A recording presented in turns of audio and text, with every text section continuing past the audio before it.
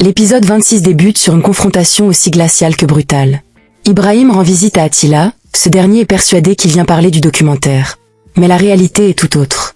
Il apprend qu'il ne lui reste qu'une seule semaine avant d'être remplacé. Ibrahim lui ordonne même d'annoncer officiellement qu'Ibrahim Soykan prendra désormais les commandes. Pourtant, Attila refuse catégoriquement de céder après toutes les années qu'il a consacrées à cette entreprise. Mais soudain, les échanges deviennent encore plus violents. Les accusations fusent autour de la disparition de Serra. Attila est tenu pour responsable du chaos qui secoue la famille. Les menaces de mort remplacent rapidement les simples paroles, révélant une guerre de pouvoir où chacun semble prêt à tout pour obtenir le contrôle. Une seule semaine, et tout pourrait basculer.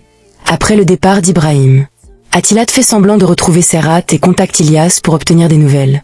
Celui-ci affirme que Serrat serait parti en Thaïlande. Une réponse qui paraît étrange, Attila lui dit que ce départ soudain semble incompatible avec les affaires qu'il a laissées inachevées. Ilyas sent immédiatement que quelque chose ne tourne pas rond. Cette version cache-t-elle une vérité beaucoup plus sombre? De son côté, Devin reporte tous ses rendez-vous afin de consacrer sa journée à sa sœur. Son assistante lui rappelle également qu'un document juridique l'attend, concernant la conservation de son nom de famille après les récents événements.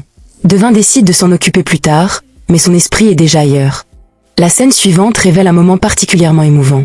Le petit gaillard reste silencieux tandis que son père tente de le pousser à réagir avec dureté. Devin intervient alors avec une infinie tendresse. Elle rassure le petit garçon, lui rappelle qu'il a le droit d'exprimer ses émotions comme il le souhaite et qu'aucun adulte n'a le droit de l'obliger à devenir quelqu'un qu'il n'est pas. Ses paroles débordent d'amour et de protection, offrant enfin un peu de douceur au milieu des tensions familiales. Pourtant, cette accalmie ne dure pas. Une fois seul avec Tolga, Devin laisse exploser sa colère. Elle lui lance un avertissement sans équivoque. S'il ose encore maltraiter son fils, elle n'hésitera plus à s'interposer. Les blessures de son propre passé refont surface. De son côté, Tolga refuse toute leçon et rejette la faute sur les traumatismes de Devin, provoquant une nouvelle fracture. Pendant ce temps, Yamur retrouve Echo qui lui demande de pouvoir lui parler en privé dans la soirée. Son attitude mystérieuse laisse planer le doute. Quelle révélation s'apprête-t-il à lui faire? Mais ce n'est pas tout. Ulia fait son arrivée à la maison et impose immédiatement son autorité. Après avoir fait replacer une chaise retirée de la table à la demande de Devin, elle invite Devin à discuter franchement. Très vite, ses paroles prennent une tournure inquiétante. Selon elle, les liens les plus solides d'une famille se construisent autour des crimes qu'ils commettent ensemble. Devin reste sous le choc. Ulia lui rappelle alors que plusieurs personnes connaissent désormais le secret entourant la mort de Serrat. Si cette vérité venait à éclater, affirme-t-elle, toute la famille serait en danger. Son raisonnement est glaçant. Pour éviter cela, il faudrait éliminer les derniers témoins qui sont l'avocat et son épouse. Devin refuse d'accepter une telle logique et peine à croire ce qu'elle entend.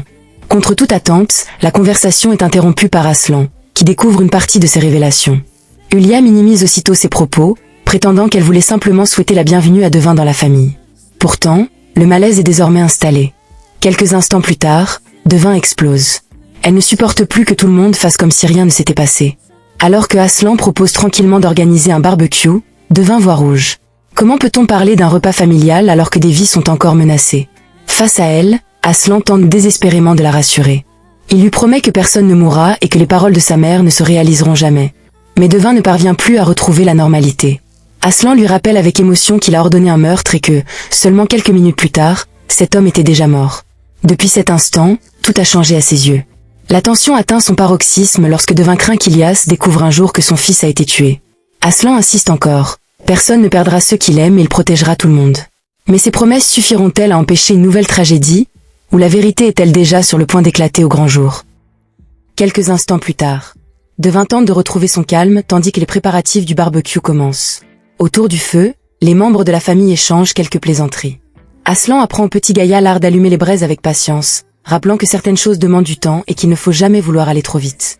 Mais soudain, un appel vient interrompre ce moment de tranquillité.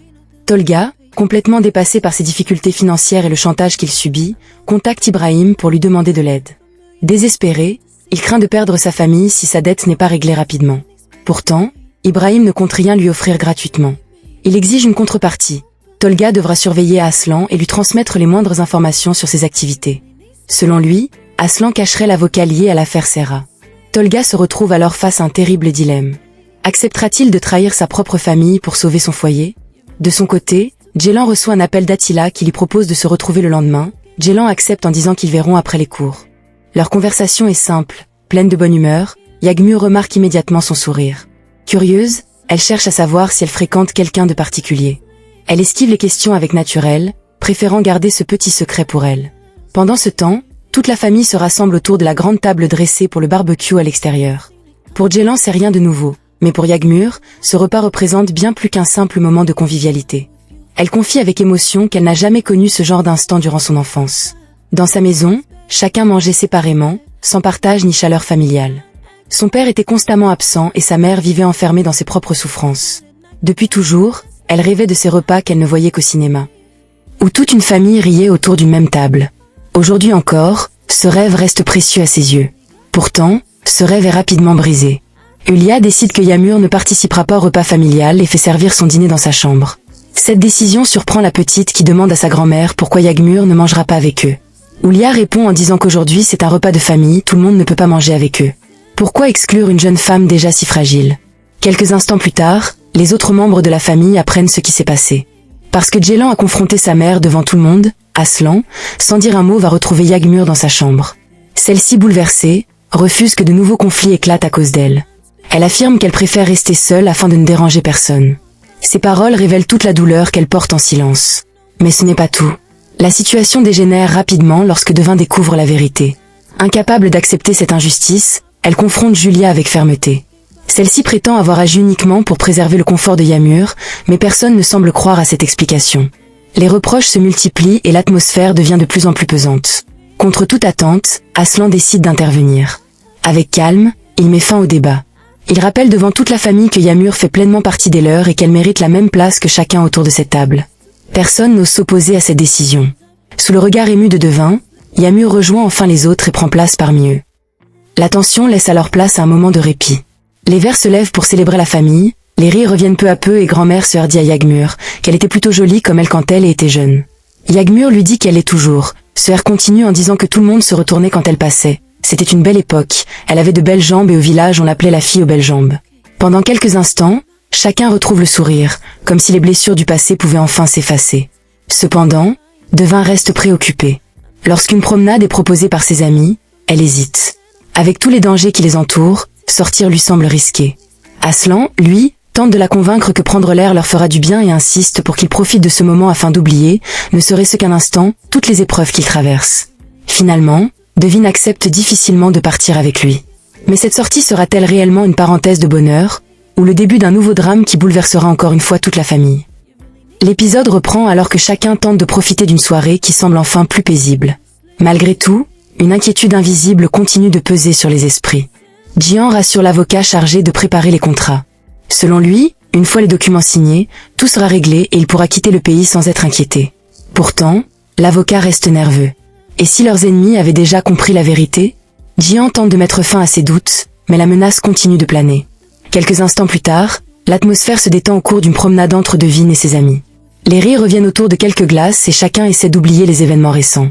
Mais cette parenthèse de bonheur ne dure pas longtemps. Contre toute attente, la conversation prend une tournure beaucoup plus sérieuse.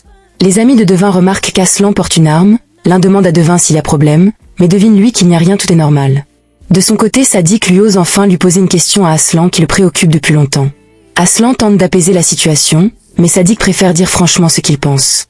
Selon lui, le monde dangereux qui entoure Aslan n'a rien à voir avec celui de Devin, il craint qu'elle finisse par en souffrir. Aslan écoute sans s'emporter. Il reconnaît que son image peut inspirer la peur, mais explique qu'il refuse d'être comparé à son père.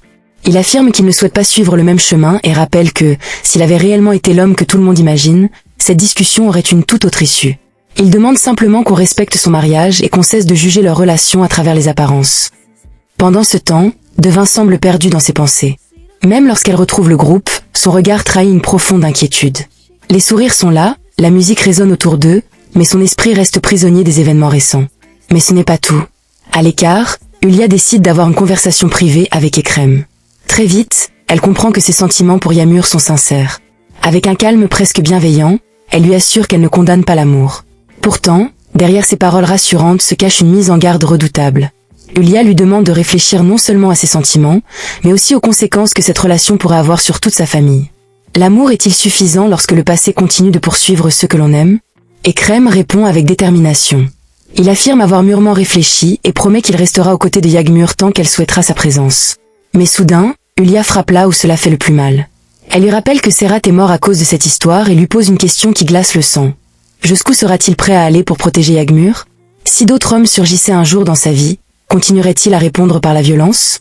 Ces paroles sèment immédiatement le doute dans son esprit. Quelques instants plus tard, la soirée se poursuit, mais une nouvelle conversation vient tout bouleverser. Aslan s'éloigne quelques instants pour répondre à un appel de l'avocat chargé des contrats.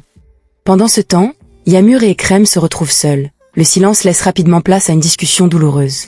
Troublée par les paroles de Hulia, Yamur cherche des réponses. Elle veut comprendre si leur avenir peut réellement échapper au poids du passé. De son côté, Ekrem tente de la rassurer, mais leurs visions s'opposent de plus en plus. La tension monte lorsqu'ils abordent leurs blessures respectives. Yamur refuse que son passé soit utilisé contre elle et retourne la question à Ekrem en évoquant les actes qu'il a lui-même commis. Chacun accuse l'autre de porter un lourd fardeau. Les émotions explosent, les reproches s'enchaînent et la confiance vacille dangereusement. Dans un ultime échange, Yamur prononce des paroles qui bouleversent profondément Ekrem. Elle dénonce l'hypocrisie de celui qui prétend la juger alors qu'il porte lui aussi le poids de ses propres actes.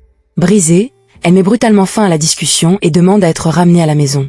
Alors que la nuit semblait annoncer un moment de répit, les blessures du passé viennent une nouvelle fois tout remettre en question. L'amour pourra-t-il survivre à tant de secrets, ou cette confrontation marque-t-elle le début d'une rupture irréversible?